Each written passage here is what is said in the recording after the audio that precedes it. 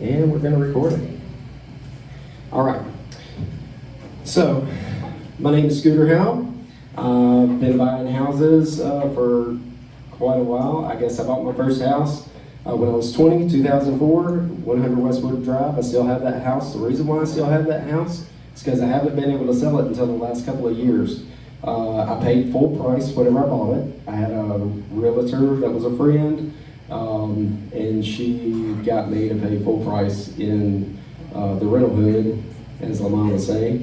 And I bought it 62.5 or 62.9, and I just until the last 2 years was able to sell it for past that. So I got a little education there. After that, bought a package of 5 houses, then bought one for the next 8 years or so, then bought Powerhouse, quit my real job to just focus on Powerhouse. We had 800 kids, had 35 employees. Sounds sexy, it's definitely not. 35 employees is a lot to do. Had enough, sold out to my partner, started doing real estate full time, had a light bulb moment. This is my first slideshow to do, actually, so pretty proud of that. So I bought up to 175 units. Had a partner, we started a property management company, had around 400 units, full-time, 3 full-time, some part-time employees. I had a maintenance business on the side with that, Washington Property Service.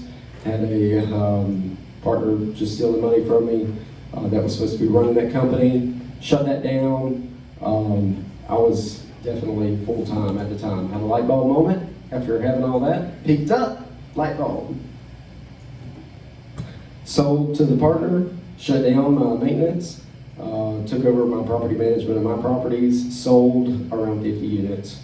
Right now, this is close to what I'm running. We do short-term, 125 doors or 120 doors, and there's a team of 3 plus me, plus my wife, and we have subs that do the rest of the stuff. Super small and easy to deal with now. So it makes more time for us. It's our month-long trip. We took, I think that was in Yellowstone. We went in our motorhome for a month, got more time, take more trips. I did 100 miles from Flagstaff on a 10-day hiking trip. It's pretty awesome. And more time for, mama. More time for mama. So I tell you all this to tell you I'm definitely not educated to talk about this, but I have the education to the experience to talk about it. Let's see, I think it was Ron Scott recommended this book to me a long time ago, and the main point I got out of it was only talk to people that are experienced in doing what you're trying to do, not people that have an education in what you're trying to do. Only experience. So keep that in mind. So that's a little bit about me. I'm going to try to stick with my stuff so y'all can get a little bit more out of this than just me rambling. So begin with the end in mind whenever you're talking about thinking about buying a house or getting into real estate. Think about what are you trying to accomplish with it? Why are you buying a house? What are you getting into this business for? What value is it going to add to your life? What value could it add to others? And how could it help you stop doing something? This is the stuff that I look at whenever I'm buying or selling or doing some kind of new business, trying to keep that going. Just begin with the end in mind. This is the book I got that off of. I read a lot of books. If you don't have Audible, we can't be friends. But you gotta get on reading some books. It's just a few of them. That's one of the main topics in it. I'm actually going through that in our church right now, working through that book. It's pretty good. This is not a passive deal. This is really, a lot of work. It might not be a lot of work whenever you have one house, but whenever you get 10, 20, 50, 100 plus, it turns into a job. You're not going to be, I thought that I would get 60 units and I would go be this guy right here. I was definitely single. I had my coffee, which wasn't coffee, it was probably margarita. And I was this guy just sitting on the beach, but that's not.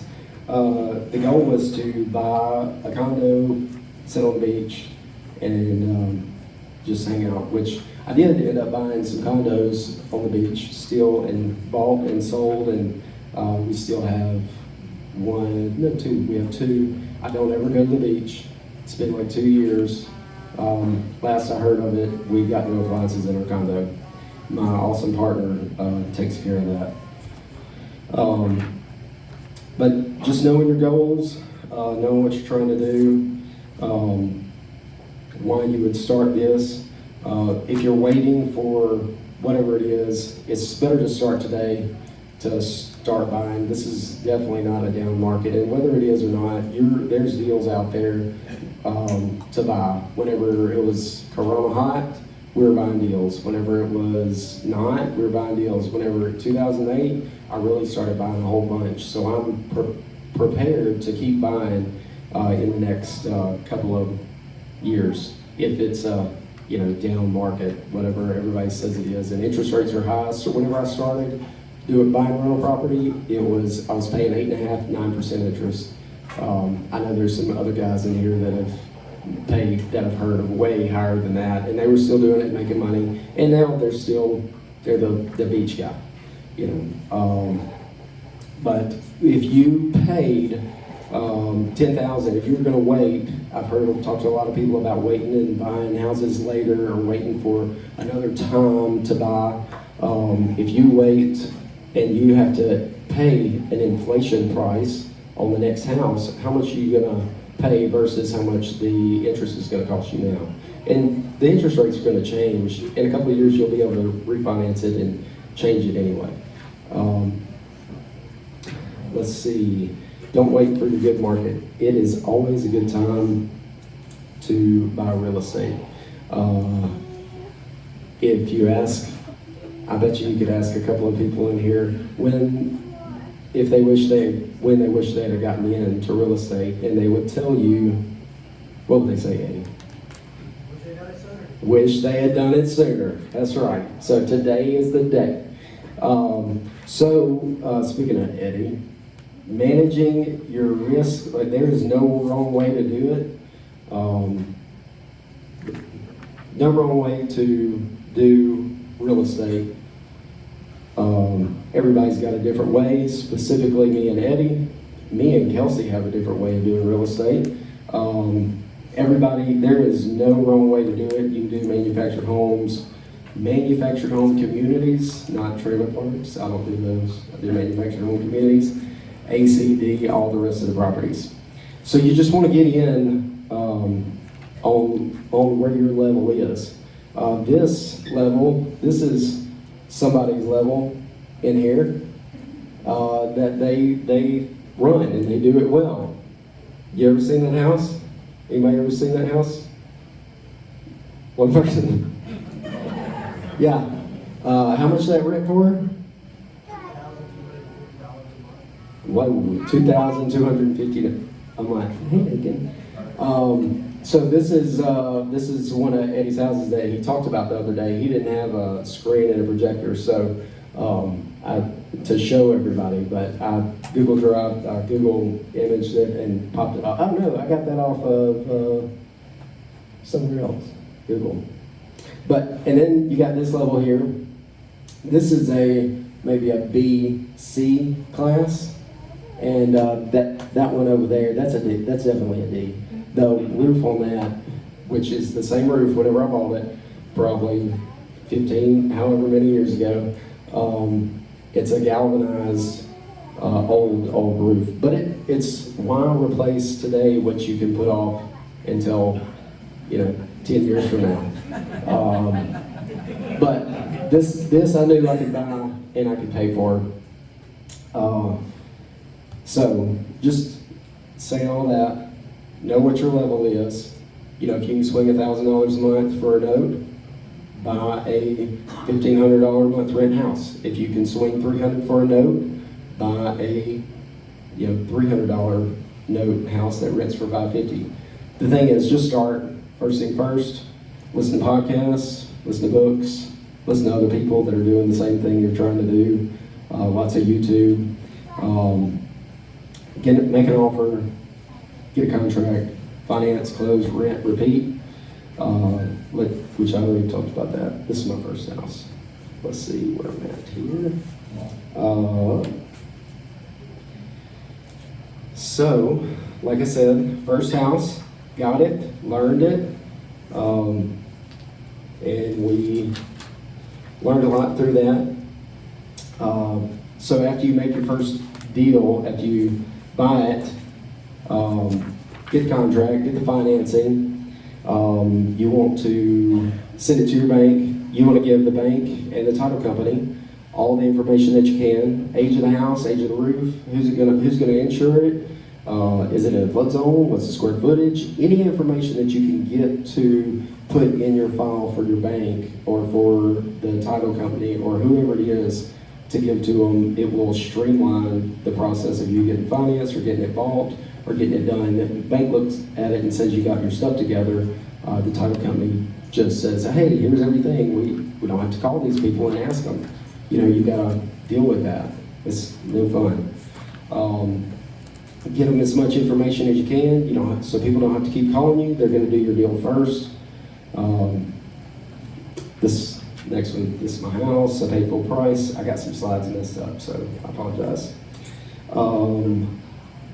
So, next up, get you a property management system. This is one key thing that really was able to ramp up my buying whenever you can sit there in Tenant Cloud or in Buildium or whatever software that you use and are able to look at your stuff. There's a ton of property management systems out there. Just find one, do some demos. Everybody uses something different. I use Tenant Cloud. Brandon uses Buildium. I know Eddie just got on Appfolio. What's another one somebody uses? What do you use? Derek? You use Buildium? What word are you using? Excel? Okay. Yeah. Rent Manager's one. There's a ton out there. I used to use Buildium. I quit because it has a whole bunch of stuff in it that we don't use, and it was a whole lot more expensive. And whenever I transitioned out of being a property management company, I was able to get into Tenant Cloud. That's a lot less stuff to do in there, so it worked for me. But there's no wrong way to do it, so just pick one that works. Cozy, or using a Google Sheet. I use this for a long time. I actually still use this for a lot of things. If the bank calls me and says, hey, well, let me see your rent rolls for right now, then I would print them off one like this. This is actually houses that me and a partner had. We bought a bunch of houses to pay for a shop. We ended up selling them. We sold the shop. I think we don't have anything else left together. But anyway, there is a QR code. You can scan that, or I've got a thing here. People ask me for that all the time. It's a Google Sheet. I got it set up on Google so I can use it anywhere I'm at with the internet. Or my property manager can do it at their house or on the phone or wherever they're at. Anyway, so get into, you got a house, you're doing your applications. Who does paper applications in here? Anybody? 1, 2. You do paper? Zach, thought you knew better, man. Okay, so, I understand. Okay, I get it. There's no wrong way to do it. I think there might be a little wrong, but there's no wrong way to do it. You can make these, that's a very valid point that you want to get some FaceTime with these people that are doing the applications. If it's just one house, then it's not, if you have time, then that's a great way to do it. But Google Forms, I use JotForm. I have a ton of forms that are built on JotForm, all the way from my guys that work for me. If I have somebody new, I send them a link to a JotForm, and they fill out their employment stuff for me, which their checking account, their bank information, so I can direct deposit them. I use it for requests for people to mow. If we need to mow a yard here or there, they send a request, and it's really just puts it on an email and sends it to us, so my lady can print it off and put it in our maintenance guys' stuff. It also helps us keep up with maintenance requests, which we use in our property management system. It has maintenance requests that you can print off and it keeps track of. But before I had that, whenever I just had a few properties, I didn't have a property management system, and there wasn't meetings like this to come to even know that property management software was a thing. I used JotForm, and I built a form, and whenever they would come in, they would fill this out, or they'd call, my office lady would fill that out, and they would put the form in, would send it to the maintenance guy. The reason why I started really keeping up with maintenance requests was because we had an eviction. We lost because I couldn't tell the judge when we had been there last. And with this piece of paper that got emailed to me and my property manager, we were able to say, oh no, he didn't send that request in until this day and at this time, and we were out there the next day. You know, that's reasonable time. So it definitely helped in that regard. Let's see.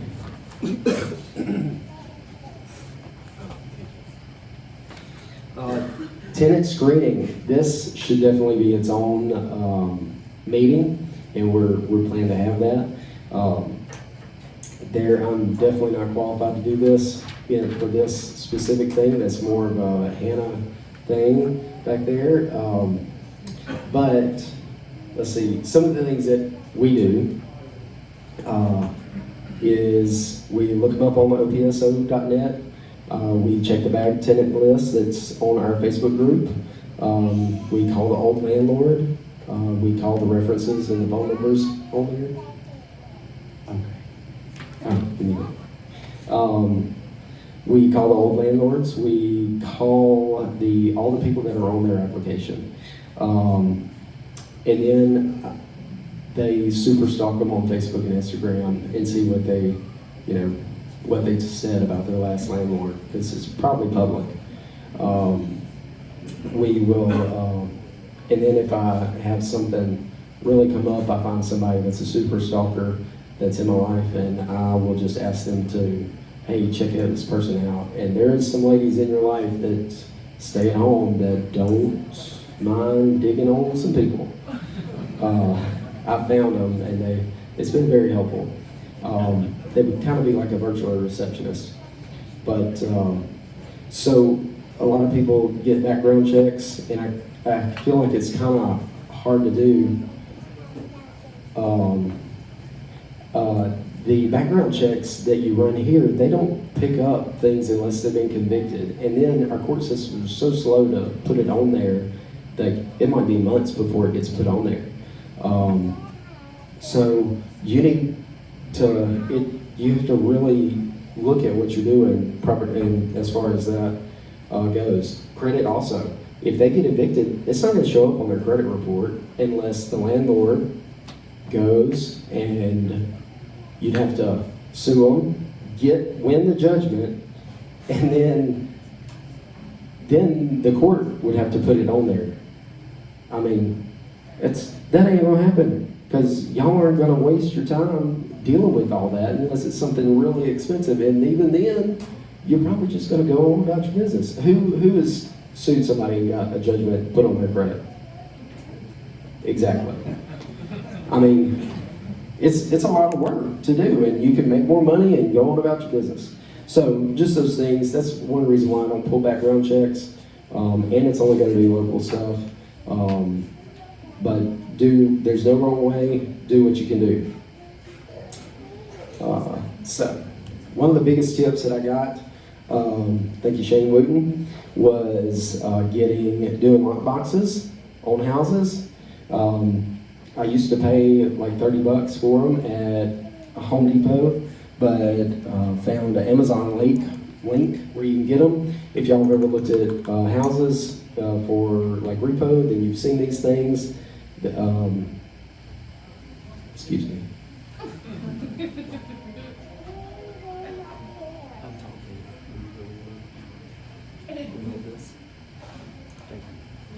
Okay, so the lock boxes is a game changer.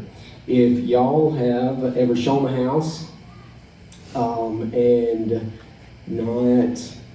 somebody didn't show up, which is a major pain, then I mean you just wasted all that money and time to deal with that.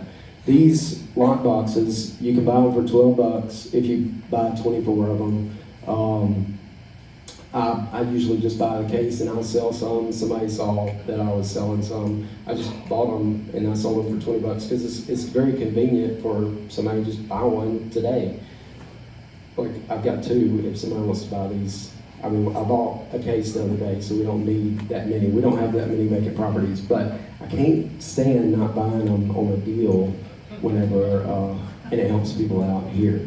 So I can't stand paying $15 for them whenever I can get them for $12. But Shane showed me that a long time ago. And I put it on there. Yes, I have had one stove stolen. I've had one stove stolen because they had access to the house. We got their license. They took a picture of this is our process. They take a picture of their license. They text it to us. We give them the codes in the house. If they like it, we start the process. We kind of get it going. Supposed to go check behind people. We did that for the first while, but then we just quit because we didn't have time to mess with it. But I have had one stove stolen. The $500 stove does not even come close to the amount of money that I've saved by not showing up to deal with, just talk to people. Zach might show his houses because he wants to see the people face to face. I get that. Oh, you don't? I do that. Gotcha. Do the application, gets face down. I get that, but it just kind of depends on how much you value your time. Does anybody not use lock boxes? You use lock boxes? No. Okay.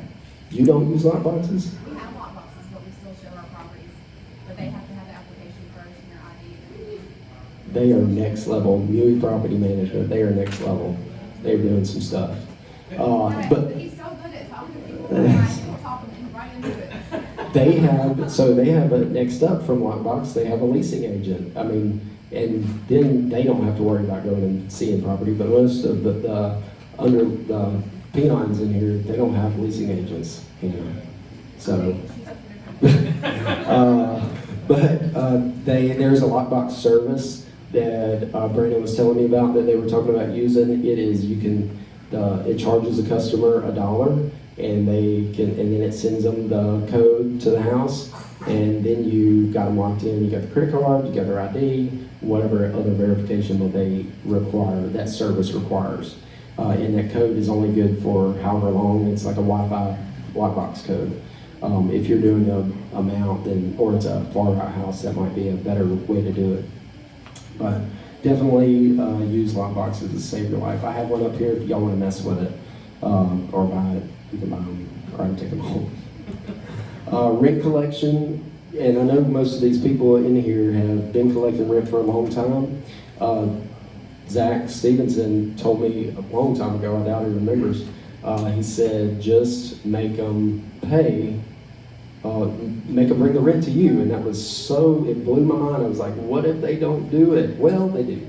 You're going to train them how you want me to pay. I don't pick up rent, which, I mean, is a given. They can pay online. There's so many ways that people move money around. You don't have to go pick it up. I even did check or money order only for like 5 years, because I had so many people working for me, and I didn't want to deal with cash, and I didn't want to think somebody was going to steal from me, which they still can. But there's definitely no wrong way to do it, but only landlords I've heard of getting shot are the ones that go try to pick up rent. Just throwing that out there. If you take cash, a little tip, if you take cash, write them a receipt. You can write them on the back of an envelope, you can write it on anything that you can give them that they will have to show that they paid you rent, because you will forget, especially you get quite a few properties, you will forget. Let's see. Leases, online leases. We do all our leases through our tenant cloud. They do an application through our tenant cloud, and we just a few clicks and it adds them to the lease. Buildium has the same way service. We do Dell Tenant Cloud will do background checks and all the other info that is needed. The first lease I did though was I went to Office Depot and bought the lease and like white outed stuff on it and then like wrote stuff in. And I might even got somebody to put it in with a typewriter. Like I was trying to be legit with my Office Depot single page lease that they give you. But there's no wrong way to do it. City Court will give you a lease in West Monroe. Probably most of y'all know that because I've told a bunch of people. But the Marshal's office in West Monroe City will, in Ward 5, which is probably 90% of y'all in here, they will give you a whole packet with an application and a lease. And that lease supposedly was written by the judge that's going to reside over your eviction case or your court case or whatever. So it is really nice to use that. We've been using the same lease and we've morphed it into what we need for many years, and I don't know what, it has some stuff that's not good that probably needs to come out and some stuff that's we need to add. But you do it online, there's no reason for you to meet these people and sign it. Your time is valuable. If you're buying houses or you're doing you have another job, your time, how much is your time worth? DocuSign, .loop, all these things that the realtors use, you can do that with your lease. And many of the property management softwares have that capability. Another thing that I did whenever I was starting out, I used CamScan. So I would take a lease to a person, and I'd go meet them. This was when I was next level. I would meet them with my lease, and we'd sign it. I'd go over it with them, word for word, and then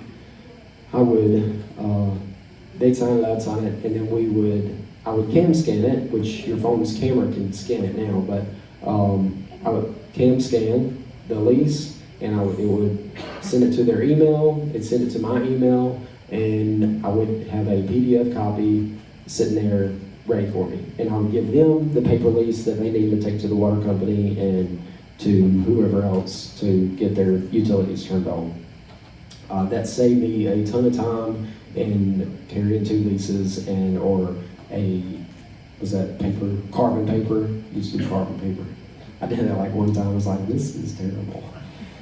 So I just started bringing 2 leases, we just signed them all. But Google Docs is amazing. Have I said that? .hub, that's through Google. Anyway, moving on. Anybody getting anything? Anybody getting little tips? Maybe? No? Okay.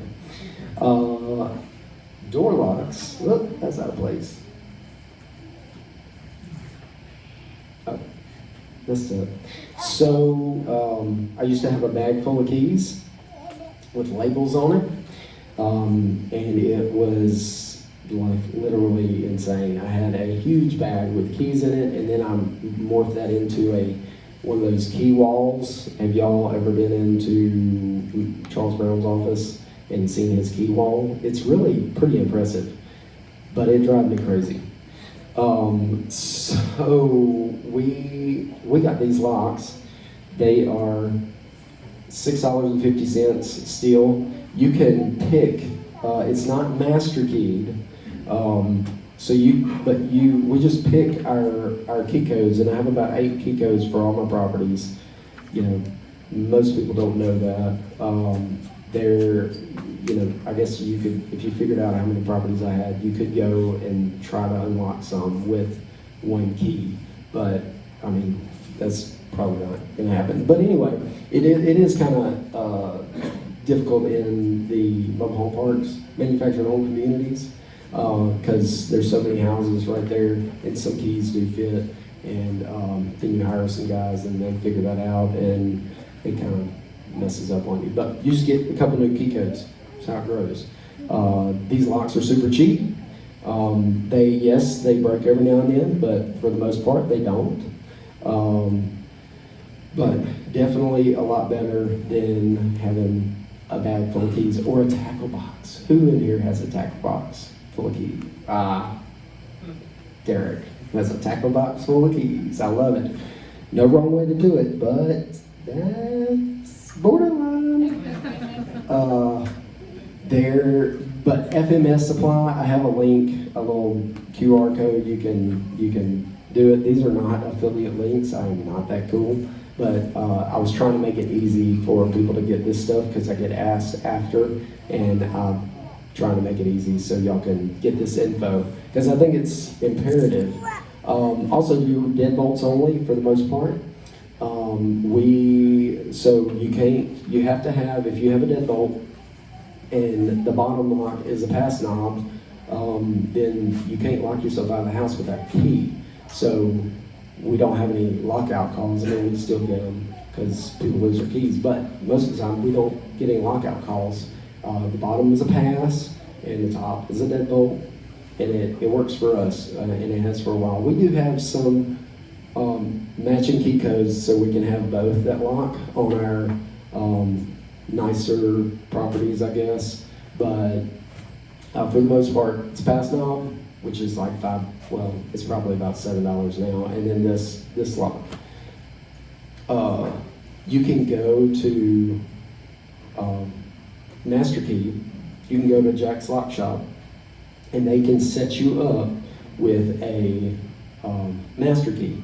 And you buy 10 locks or however many, and then they'll master key them all, and then every tenant will have their own lock, their own key, and you'll have a master key.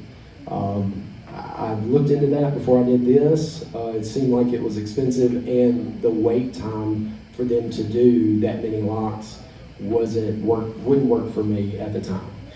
So I just started doing this. It was an investment, and now, we'll buy 15 or 20 locks at a time, and just we have them in the office and ready to go.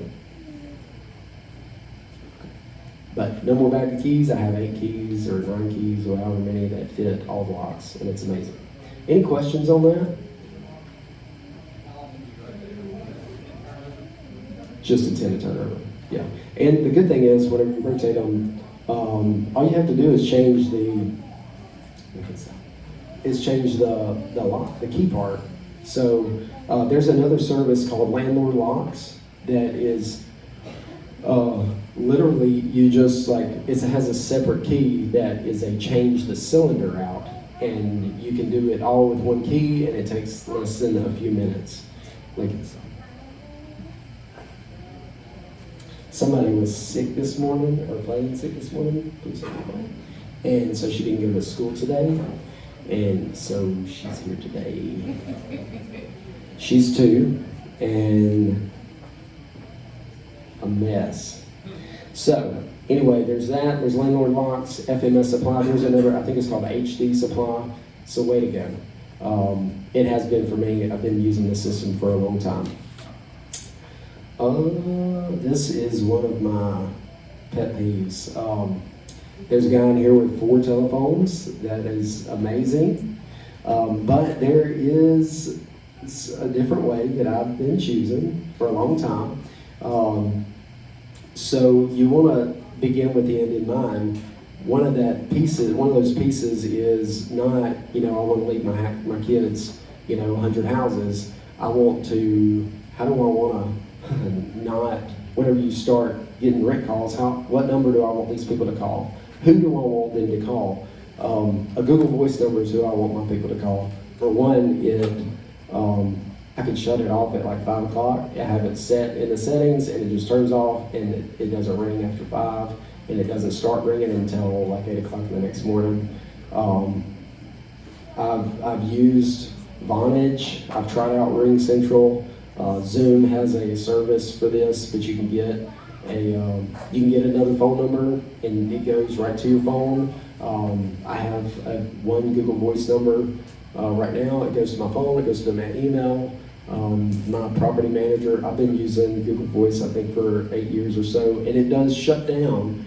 It's free. It shuts down maybe one time a year for maybe an afternoon, but it is free and it's still always picks back up and starts working. If you have a bigger operation, that might be a problem. For mine, it's not. I did, whenever we were managing a bunch of properties, we had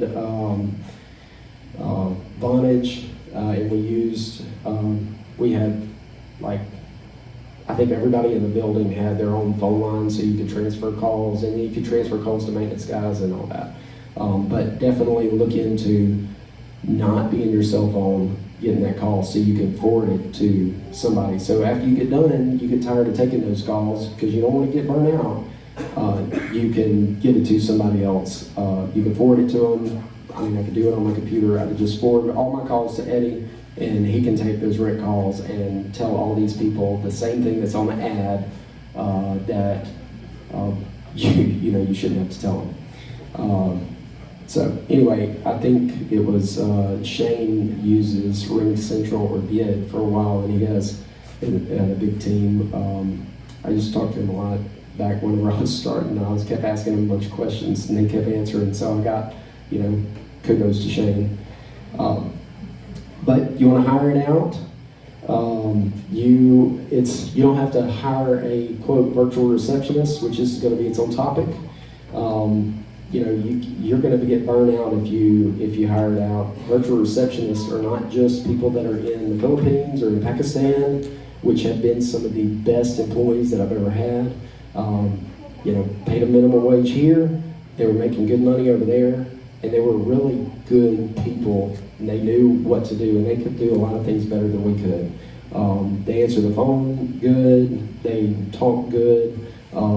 But a virtual receptionist that answers your calls could be a realtor that's starting out, just trying to get some hustle going. They just need to take some calls. I used to, might be a little sexist or whatever, but I used to look for a stay-at-home mom that could answer my phone calls because I knew she didn't have anything to do. She didn't have, I'm sorry, I'll get that. She would want some extra income, and my wife is not a stay-at-home wife. She is not a stay-at-home wife. She does just as much as I do, if not more. But I started out paying her, which was a stay-at-home mom, and she was pregnant. But it wasn't Kelsey. And it wasn't Kelsey. She wasn't pregnant. But I paid her $100 a week. She didn't take that many phone calls, and she literally answered the phone and went to my website, because I would post them all on my website, which is super simple to do. It costs $18 a month. I've had the same website for I don't know how many years, but I would post it on the website, and she would go to that ad and say, this is what it is, and if they needed more information, I had a phone sheet that which is on Google, and she would fill it out, and it would send every call she made, and it would send me an email and say, this person's looking for this, this, and this, and I would tell her how to respond, or I would call her back. But there's a Q&A that you can send, you create your own, but you could send it to whoever's going to start to answer your phones for you. You just make a script for them. Here's a template so you can start. It's just how you want them to answer the phone. But build your system, hire that stuff out. Let's see, I think that is it. Just a few more little tips. I use these lights. They're like $10 a piece. I think somebody here locally has them, maybe Home Depot or Lowe's, but I've been getting them off of Amazon in a 24 pack.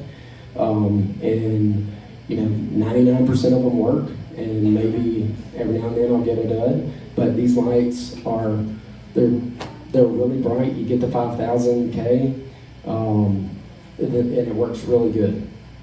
I put them up in place of other fixtures. They're a lot brighter than those little dome lights or booby lights.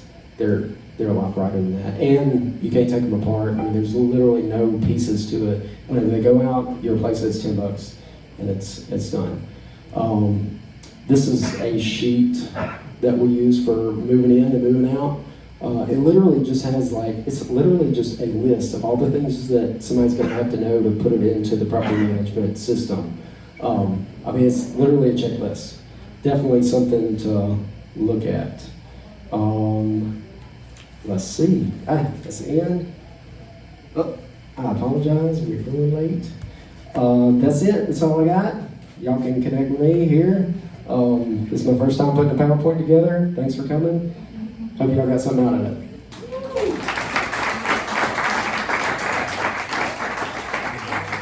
Thanks.